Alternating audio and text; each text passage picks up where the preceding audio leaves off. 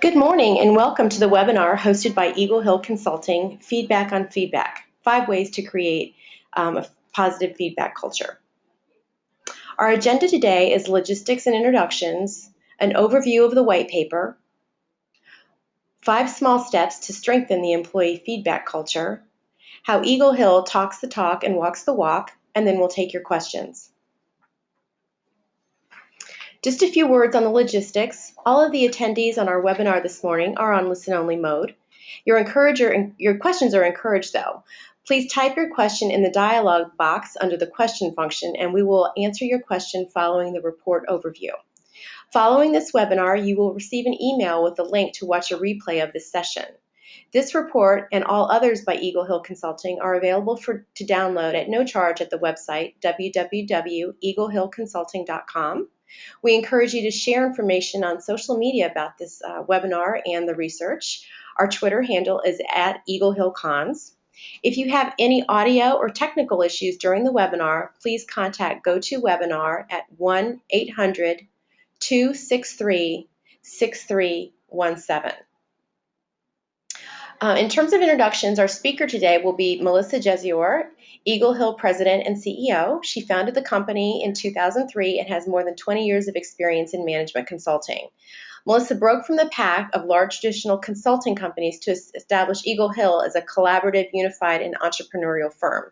Under her leadership, the company has grown rapidly and received multiple top workplace awards. In fact, you may have noticed in a recent issue of the Washington Post, it was awarded one of the top small businesses in the Washington, D.C. area. Eagle Hill delivers value and business results to top organizations like PBS, Marriott, Freddie Mac, FDA, Homeland Security, and many others, to name a few. We're also pleased to have with us on the call Matt Treadgold. He is a manager at Eagle Hill Consulting with more than 10 years of experience in management consulting. We were able to free up his schedule today, and he is going to speak a little bit about the feedback training that he developed and delivers here at Eagle Hill Consulting.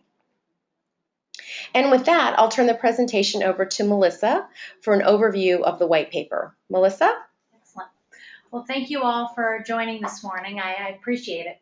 So the first thing I want to do is talk a little bit about the specifics on how we conducted this survey.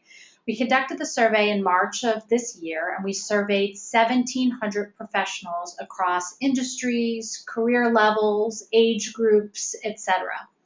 And we decided we wanted to focus on feedback because we were working on a client project where it became very apparent that feedback was often talked about how it wasn't being received. So we used this as a platform to prove or disprove what we were hearing. So we surveyed to understand 3 specific questions. 1, what is the value of feedback to an organization and its work culture? Do employees value feedback and are they receiving it? And what's the best way to deliver feedback and how do you prepare employees to give and receive this information? So the first thing I want to do is just level set a little bit on what exactly is feedback. So the first thing you can see, and it's in bold, is feedback is information sharing. And I think this is an important component because I think feedback also oftentimes gets a really bad rap. I think a lot of times people view it specifically as just negative information or information that is specific to changing a bad behavior, and it's often viewed as top down, so coming specifically from a supervisor to an employee. And I want to debunk this because that's really not what feedback is meant to be. It's meant to be genuine conversation and authentic conversation that between 2 people that is really about helping the other person grow. It's really that simple.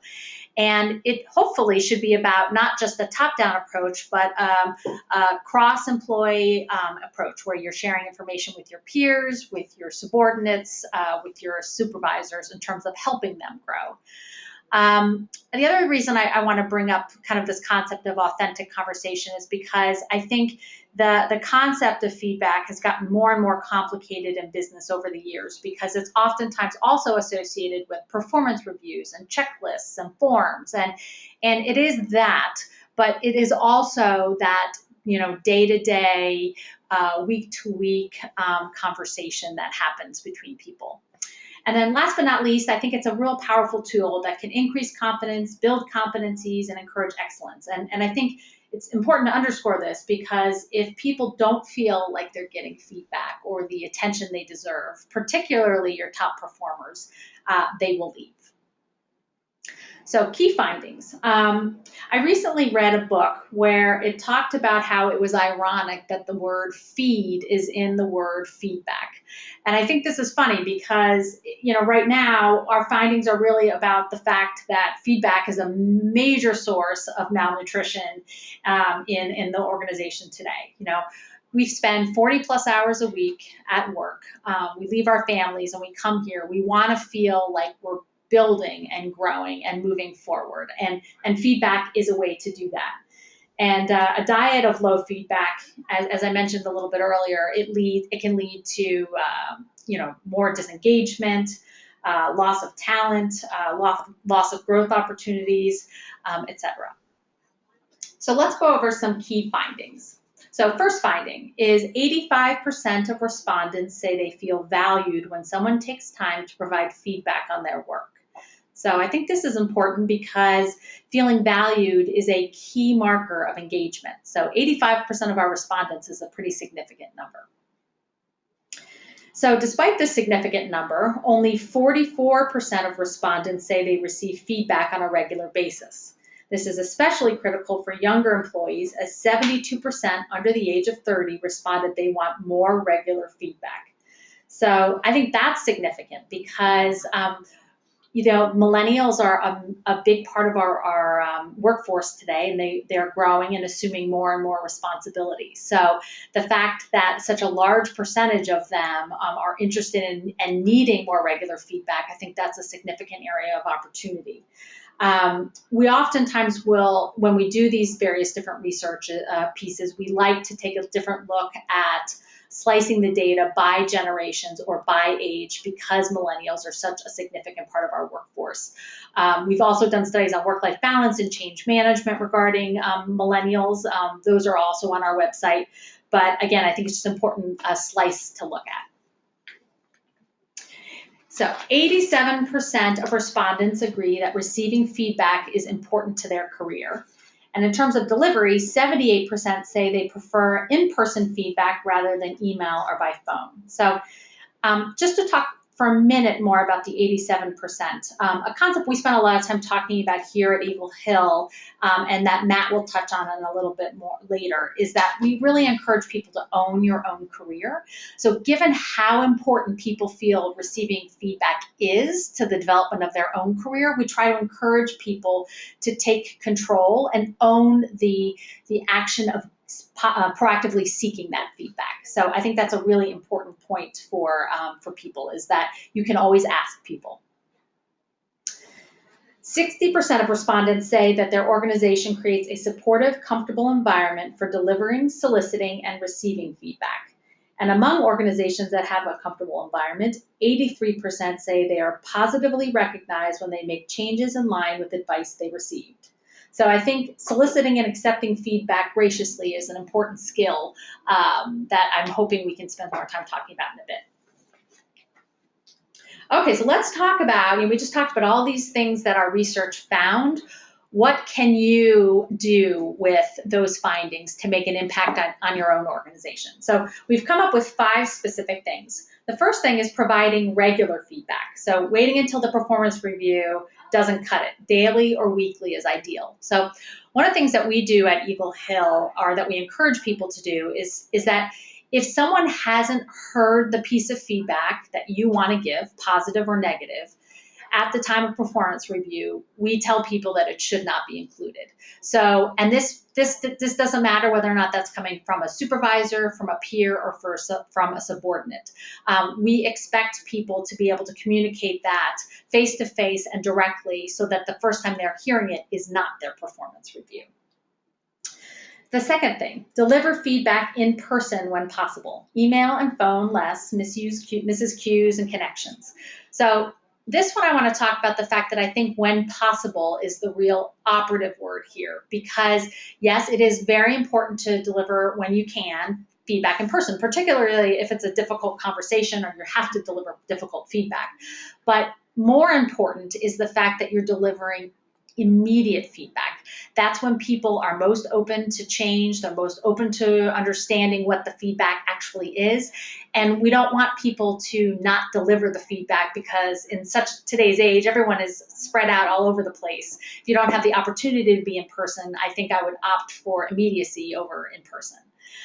So an example of giving feedback kind of in person and more regularly is I had a woman that worked for me a couple of years ago who kept receiving feedback that she needed to improve her executive presence.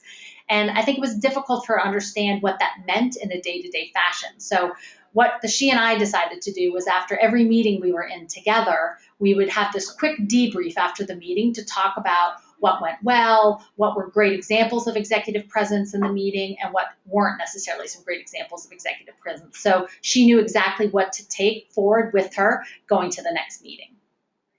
Number 3, recognize employees for achievements, changes from feedback. So I think it's really important to make sure you're giving folks positive reinforcement. They need to be able to understand what changes they are making, like in the example I just gave with the executive presence. They need to be able to understand exactly what they're doing right so they can continue to be able to do that.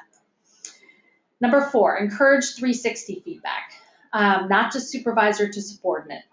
So here at Eagle Hill, we do a version of our own that we call 5-point feedback, and it's a version of 360 where we solicit feedback from peers, subordinates, supervisors, clients, anyone that might touch you in terms of working with you on a day-to-day basis. And we do this because I think it's an important way to provide lots of different point of views on your performance, so that you are getting all those different point of views, and you can work into how you need to grow and how you need to develop. And then lastly, providing training.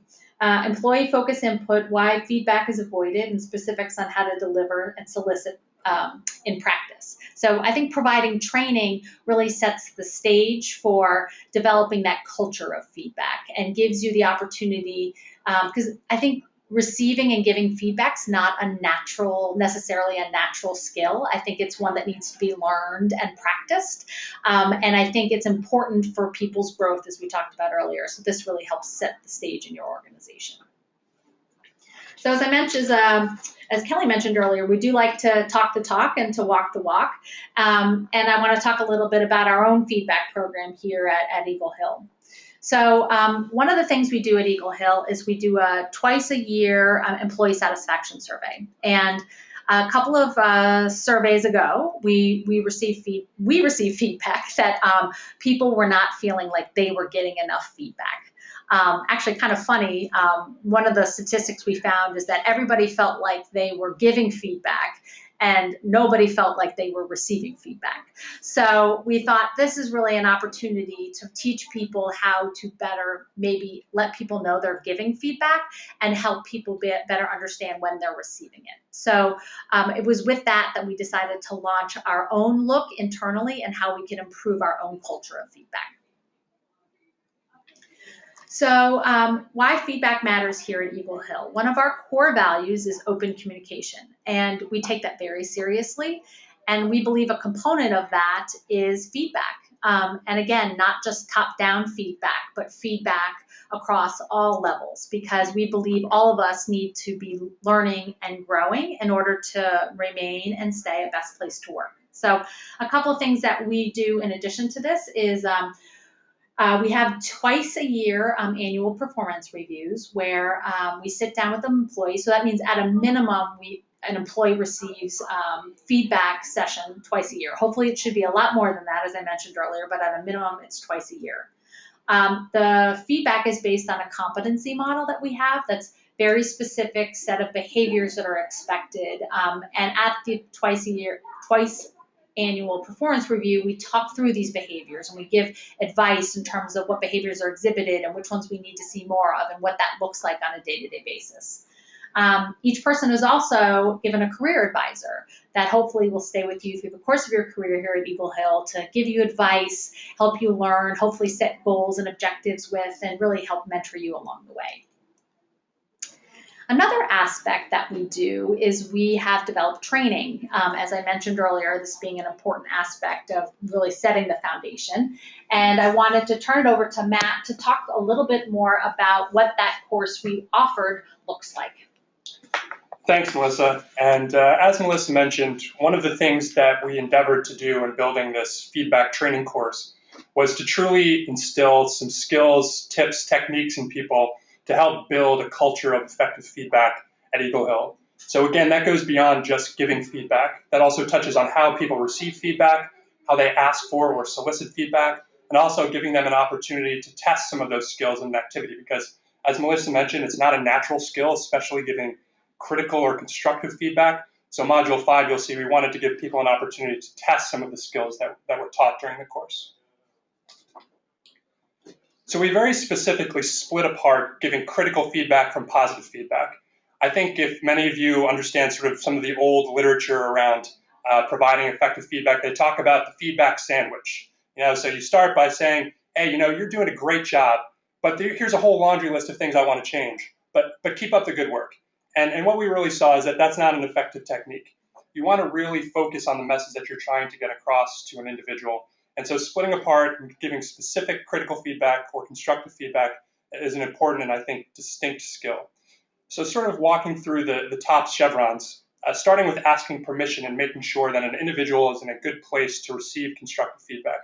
I think oftentimes managers take for granted the fact that they can walk to a subordinate or to a peer and simply say, I have some feedback that I want to give you and deliver that feedback.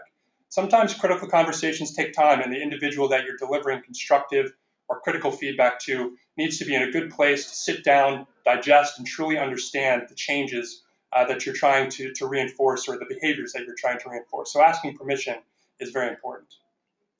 As Melissa mentioned, delivering feedback is about information and providing information. So the next 3 chevrons, stating observations, confirming the facts that are behind those observations, and understanding the impact are very important to delivering critical or constructive feedback. So again, it goes beyond saying, that meeting didn't go very well, we need to do better next time. But saying, because the meeting preparation materials were sent late, our stakeholders didn't have a chance to fully prepare, and after the meeting they said that they didn't feel that they were prepared to fully contribute to the meeting. So again, you're stating an observation, confirming the facts, and then explaining the impact so that individual understands the impact of that behavior moving forward. So shifting gears into how you potentially end the conversation, constructive or critical feedback is not about a person's worth on a team or their value to the team as a whole. You're talking about trying to reinforce a behavior that you want to see in the future. So always talking about what the next steps are around that particular behavior or observation that you're observing. So in that particular example, saying that, well, next time before that meeting, I'd like to maybe see the preparation materials 24 hours in advance, that we can make sure our stakeholders have plenty of time to digest that material, would be an example of offering a positive next step for constructive or critical feedback. And then when it's over, it's over. So you want to continue to observe to make sure that the next steps that you've proposed are being implemented, but moving on and ensuring that the critical feedback conversation ends when it's over. So shifting gears, Melissa noted that everyone wants to understand when they do good work and what that good work means and the impact that it has in the organization. So I think oftentimes we maybe take for granted that saying, hey, great job is enough when it comes to positive feedback. But similarly to giving constructive feedback, you want to be specific about acknowledging the actions, behaviors, and the results of that positive activity. So I think that a great example of this would be, for that specific example, saying that your preparation materials really allow the stakeholders to come to the meeting prepared to talk about the issues. Moving forward, I really hope that you can continue to produce such great work and that we can continue to move the project forward. Again, you're acknowledging a specific action and behavior and the impact of that accomplishment or behavior. And I think lastly, it's interesting that opportunities to provide positive feedback often provide opportunities to talk about other things. So closing a positive feedback conversation by asking the receiver if they want to talk about anything else is an effective technique to see if there are any other issues that individual might want to discuss. So again, moving beyond simply giving feedback and talking a little bit about how we receive effective techniques for receiving feedback. I think the first point there, making it a point to understand the feedback by asking questions, is very important. So I think oftentimes feedback isn't what an individual wants to hear, especially when we're talking about critical feedback. So I think that we wanted to instill in people the sense that they have an opportunity to ask questions around the feedback that's being provided. So if it takes one question or 100 questions to truly understand the feedback that's being given, that's a really important technique to internalize what's being said and to try and reinforce positive behaviors in the future. Secondly, saying what you intend to do about that feedback. So again, I think giving feedback is hard. It's challenging for the person that's giving it. And so talking about what you intend to do and thanking that person for taking the time to think through your performance and to try and reinforce those positive behaviors that are going to make your team successful is critically important. And last but not least, Melissa talked about that feedback isn't only top-down but bottom-up. There are always opportunities for your subordinates, for your peers to solicit feedback from you. And so within Eagle Hill, we wanted to make sure that people felt that if they weren't receiving the feedback that they were getting, that they had the power, they should be empowered to ask their managers or their peers for feedback. And similarly, it's important to be specific. So Melissa mentioned one of her techniques. I also follow a similar technique before a big meeting or presentation, asking one of my peers if they can maybe take a few notes about what I did well during that presentation and what I could have done better. And that's a great and very easy way to solicit feedback on a regular basis. I think also setting the stage for ongoing and regular feedback is a very important thing. I think oftentimes when feedback is delivered, individuals think of it as a one and done kind of effort. And I think for our peers and individuals at Eagle Hill Consulting, we wanted to empower them to continually set the stage for ongoing feedback with their peers and subordinates. So whether it's setting up a regular time during the week to sit down and talk about a particular project, or whether after a meeting, making sure that you set aside time to speak with a manager to receive feedback on your performance, we wanted to give people those techniques to solicit regular feedback in the organization. Excellent. Thank you, Matt. Well, that concludes the presentation part of our presentation, and I'd love to take any questions that you may have. Great. Thanks, everyone, for your attention. We really appreciate that. Just as a reminder, if you'd like to ask questions, if you can look at your control panel, there's a question box. Just type in your question, and we'll read that question aloud, and either Melissa or Matt can respond to the question. Our first question is, I guess this is a good one for you, Melissa. What was most surprising to you in terms of the survey results? I think the most surprising finding was around the generational differences. I think seeing that millennials crave feedback even more so than other generations I found very interesting. And I think given the large number of respondents, I think it was, what was the number, 72%? 72%. I think that means there's a huge opportunity on how to improve that dialogue across the board. Thank you. Our next question, you mentioned there are 5 steps. What of the 5, which one is the most important? If you can only do one of the 5. Let's see, if I were, I think one of the things I like to encourage is that feedback is within every single person who's listening in right now, everybody's control.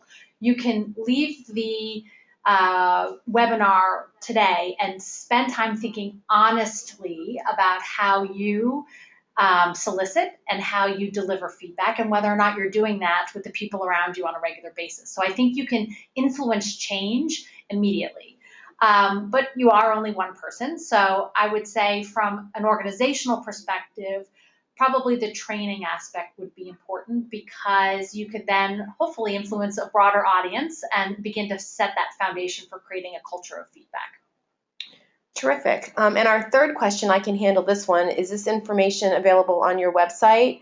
Following this webinar, a replay of this session will be available. We will send each of you on the webinar today a link to that, and you can download and listen to a replay. And we appreciate those questions. And it looks like that concludes our questions. I just do want to close with some contact information. Actually, we do have one more question. Let me scroll back to that. Okay, here's our question. I understand the importance of asking permission for giving feedback. As a manager, sometimes I have to give feedback whether the person wants it or not. Any advice? Great question. That is a great question. So, and I'm curious to hear your thought on this too, Matt. My thought is that I think you're asking for permission on the timing of giving the feedback, not necessarily on giving the feedback itself. So I would always recommend saying, hey, I'd love to give you feedback on that document you wrote or on that meeting you were going to. Is now a good time? Is probably how I would approach it.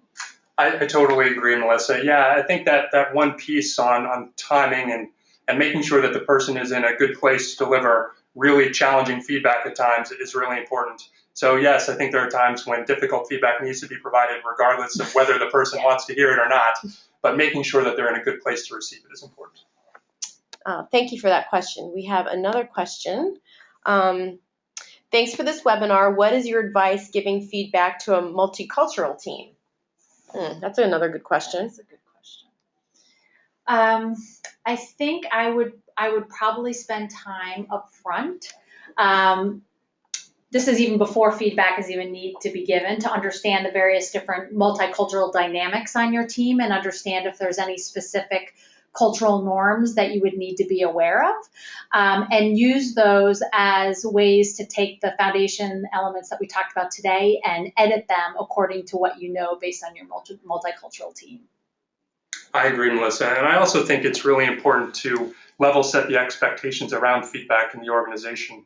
So, Melissa, I think your point is absolutely spot on, that individuals will want to receive feedback in different ways, whether it's a multicultural team or not. But I think that level setting the expectations, your expectations around what the feedback culture is in your organization, I think further helps sort of give effective feedback to a multicultural team. Great. Thanks, everyone, for the terrific questions. Unless anyone has any additional questions. Oh, we do have another one. No question, just saying thank you. This is a wonderful webinar. So we appreciate the feedback. Thank you. And if anyone does have any follow-up questions that you didn't think of today, don't hesitate to contact Melissa or anyone here at Eagle Hill Consulting. You can see her contact information is here. Feel free to give her a call or email her. Visit the website for this piece of research, and we also have several other pieces of research that you might be interested in as well. So we thank everyone for their time this morning, and we hope you have a wonderful rest of the week and a happy 4th of July holiday.